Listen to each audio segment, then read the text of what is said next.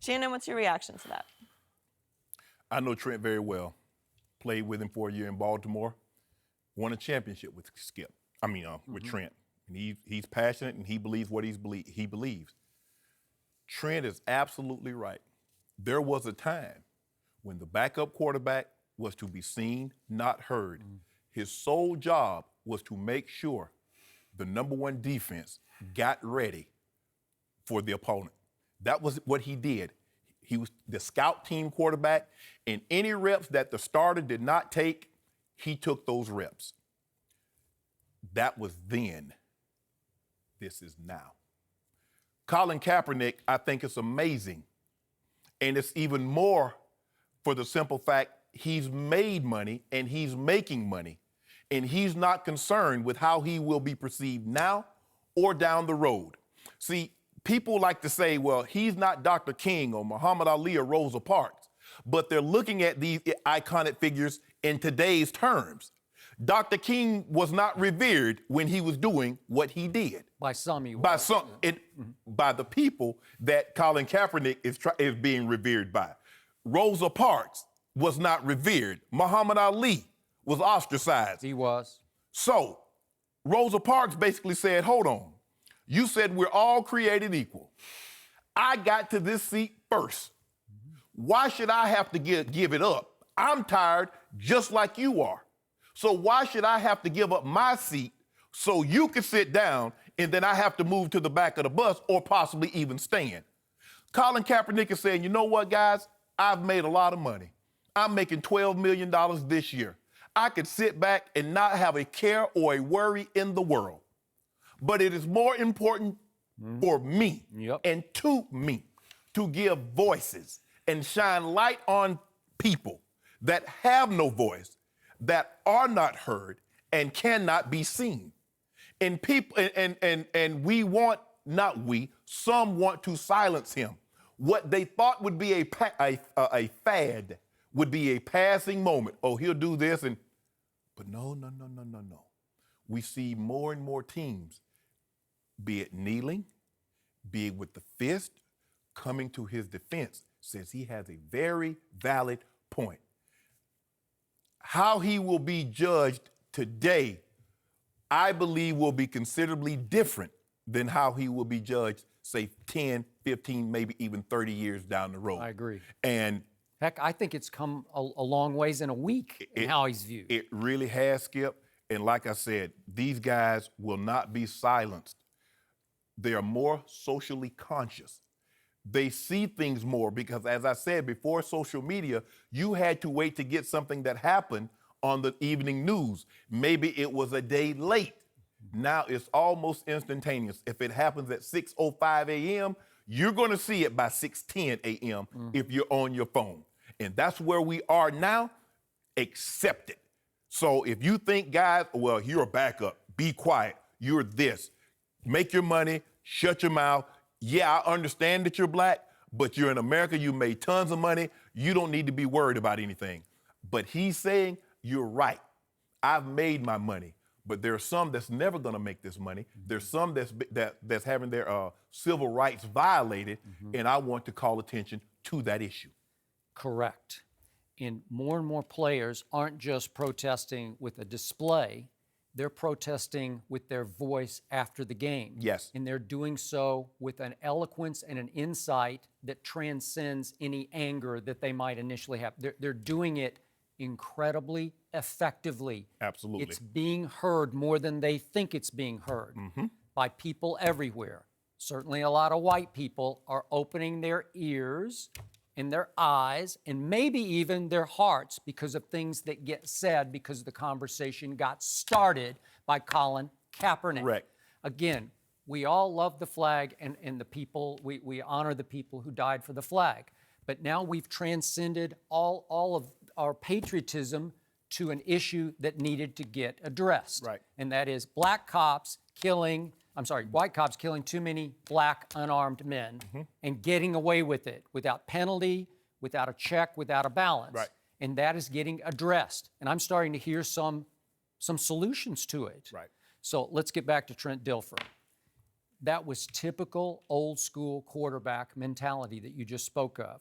That was so typical, dispassionate, disconnected to the point of being clueless, sort of ex-white quarterback mentality. This is how you do it. You should be thankful and you should be honored to be in the NFL quarterback fraternity. So if you are a starter, you can speak out a little more. But if you're a backup, to use your line again, and it's my favorite line, you are to be seen and not heard. You are to prepare for the game and be ready to play in case of, and you are to remain in the shadows so as not to distract or disturb or wreck your team unity. Okay, so when you get to the point, as Trent Dilfer did, of saying basically, and this is the one thing I know, obviously I'm not black, but this is one thing I do know after years and years of working with a lot of black players and black commentators on many networks, that if you go to the place of that you're telling a black man or a black woman, you should know your place and stay in it. When you get to there, them is fighting words. Yes.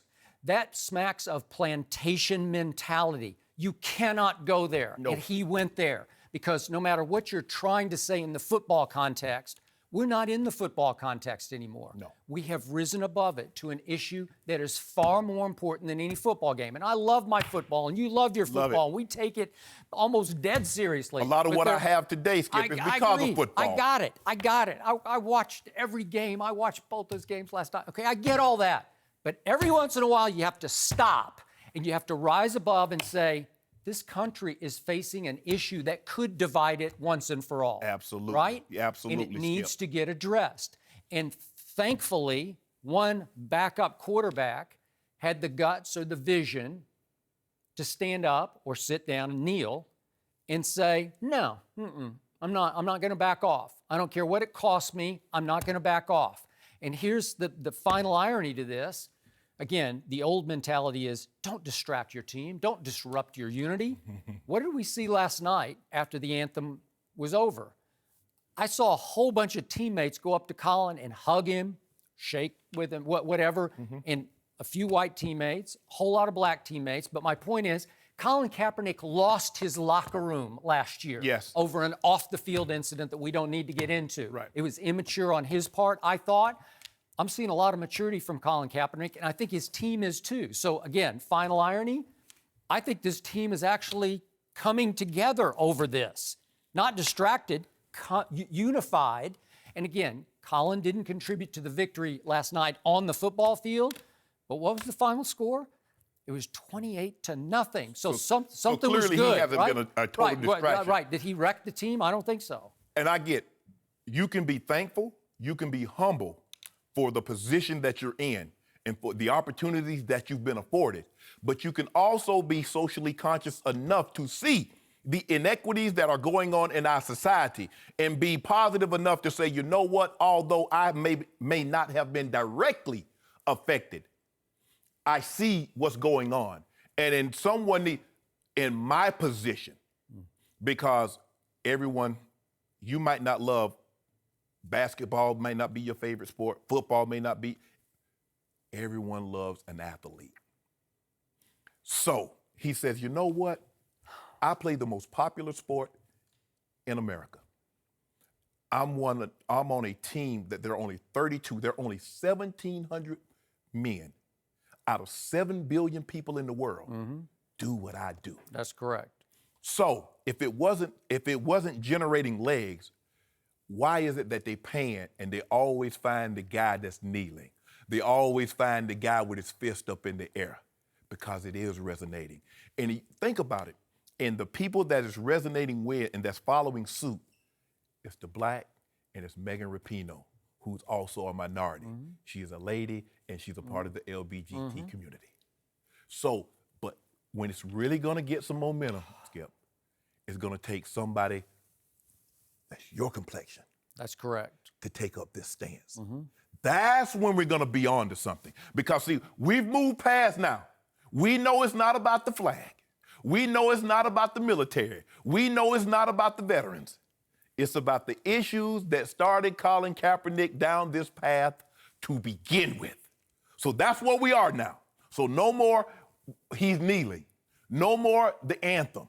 No more veterans. No more military. We know the cause of why he's doing what he's doing. So we can move past. Now we need to come to the term of resolution. How do we advance? How do we pick the ball up? Instead of just kicking the can down the road, we need people that can pick the ball up and start running with it. That's where we need to get to now. And bottom line, But Skip, yes, I don't believe Trent Dilfer saying what he says helps this conversation, because there are a lot of people that's hearing Trent says, okay, he played, he was in a locker room. See what he's saying? So I'm not sure about that. To me, my takeaway is it took someone of my complexion, Trent Dilfer, to fuel the fire, further fuel the fire. Yes. Where this is creating more another wave of conversation today. I don't like what he said. I don't either. I don't think a lot of white people love what he said. I really don't. But again, it's furthering the issue. It's creating more legs, new legs for the issue. And we'll talk about this a little later. Brandon Marshall, the linebacker from the Denver Broncos, has lost 2 endorsement deals for taking a knee. So it's doing what it's supposed to do. It's making people uncomfortable, and the guys that are taking this stance are having consequences, which are both necessities. Yep, you got it. In protest.